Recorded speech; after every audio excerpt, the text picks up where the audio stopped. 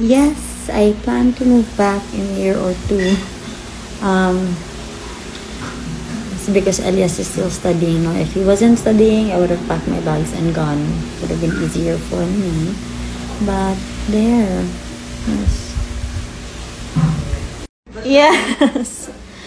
Pag every month ko nila i-text, mura yung ana. But pag ko ready for Melay. Next year na guro. Hi, Melay. Kita tapuhon. So, kani nga mga bracelets dahil kani kay Liana, kay dako pa kay niya. So, ako yung suot. Kaning duha, gift ni Elias ni Liana. But dako pa kaayo sa. So, ako na lang ni suot. I'm good, busy. I've been dropping and picking up my son in school. Bringing his lunch to school. Cooking for them. So, yeah. So far, so good.